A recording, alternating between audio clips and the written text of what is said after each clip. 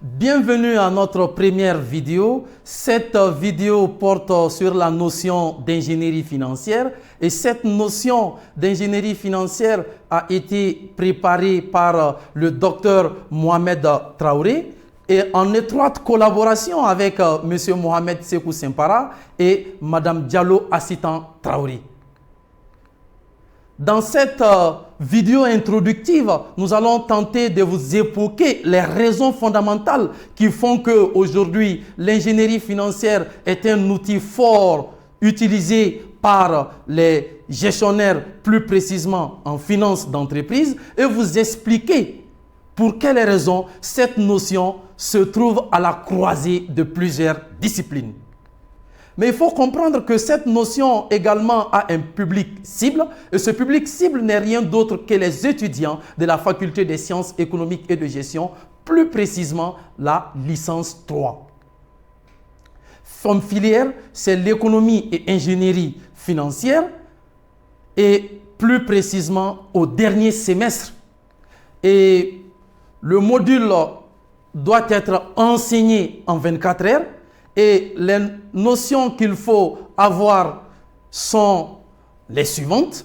C'est la comptabilité générale. Il faut avoir une connaissance de base en comptabilité des sociétés, en comptabilité internationale, en consolidation des comptes, en analyse financière, en gestion financière, ainsi que des notions élémentaires sur la gestion de portefeuille.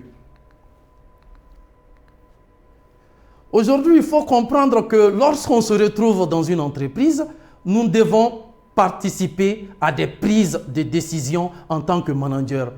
Et cette prise de décision est permanemment réalisée dans un contexte économique de mutation permanente, également avec des intensifications de la concurrence. Et ces intensifications de la concurrence nous poussent vraiment à passer à des prises de décision pertinentes pour que l'entreprise réalise d'une forte rentabilité. Il faut comprendre que dans cette notion, cela va nous conduire à développer des approches pour pouvoir gérer les ressources apportées par les investisseurs et être à mesure d'attirer davantage les investisseurs potentiels. La notion d'ingénierie financière aujourd'hui se trouve à la croisée de plusieurs disciplines. Il y a la notion de l'actuariat, il y a la notion de la finance, il y a des notions économiques, des notions juridiques et fiscales. Et ces notions vont permettre à l'ingénieur financier de recenser les besoins des investisseurs pour pouvoir atteindre l'objectif visé par ces investisseurs. En effet, parler de l'ingénierie financière revient à évoquer un foisonnement des problématiques extrêmement diverses. On s'intéressera à la notion de la fusion d'acquisition, à la cession partielle d'actifs, également au niveau de la restructuration active et passive du bilan.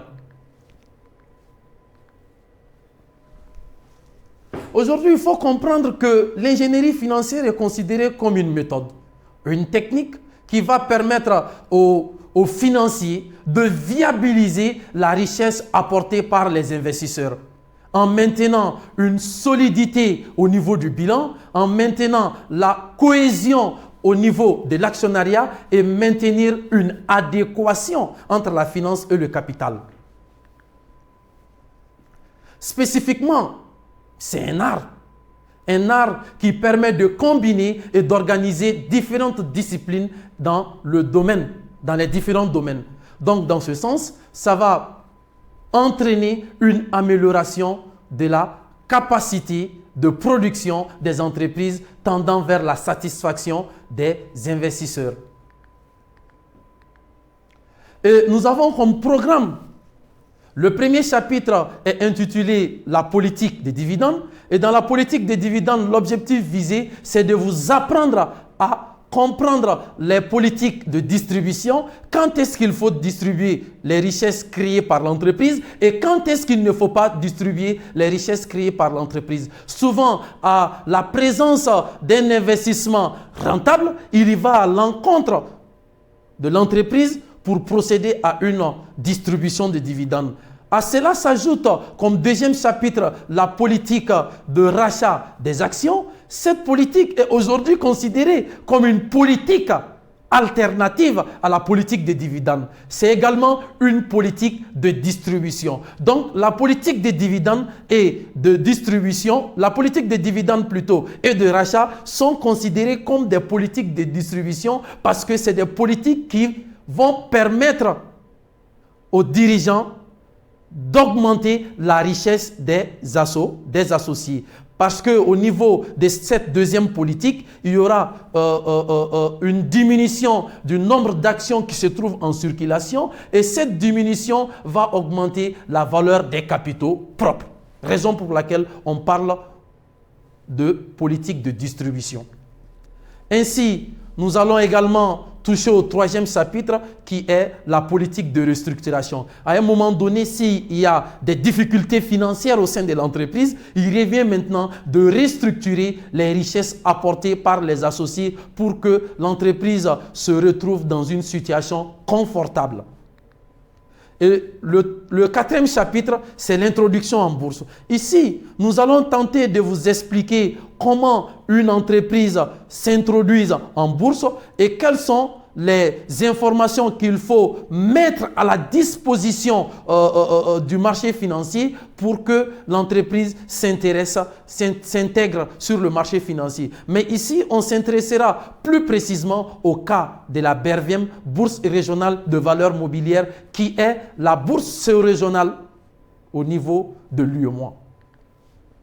Ainsi, nous nous intéresserons au chapitre opération de fusion et d'acquisition parce que souvent cette opération existe dans la mesure où l'entreprise veut réellement procéder à des croissances externes.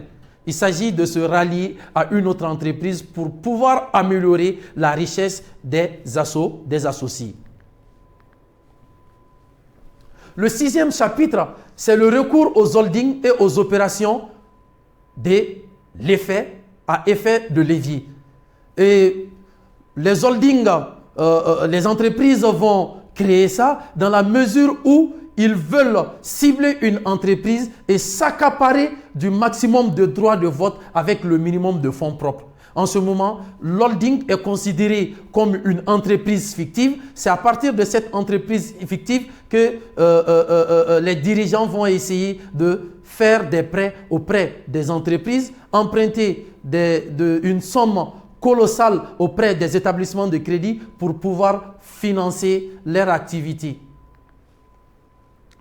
L'offre publique d'achat. L'objectif de ce chapitre, c'est de vous apprendre à faire une distinction entre les offres publiques. Il y a l'offre publique d'achat, il y a l'offre publique d'échange. Dans l'offre publique d'achat, c'est une politique, les deux mêmes sont considérés comme une politique de prise de contrôle. Dans l'offre publique d'achat, on décaisse, on achète des droits de propriété d'une autre entreprise. Mais dans l'offre publique d'échange, on échange nos titres contre le titre ou les titres d'une autre société qui a été ciblée.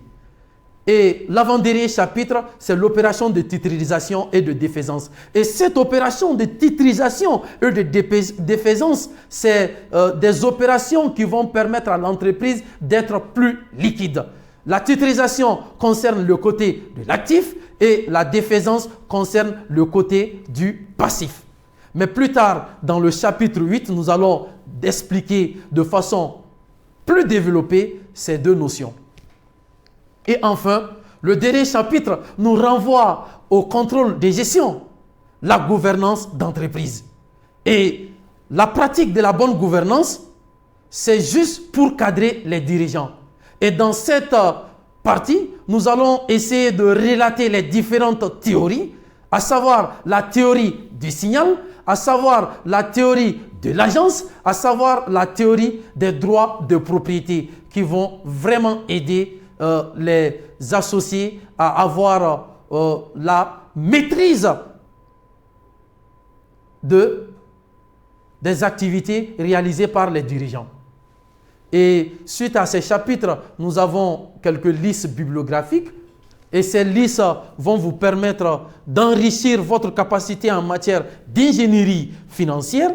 Et ces listes, ces auteurs ne travaillent pas directement de façon globale sur l'ingénierie financière.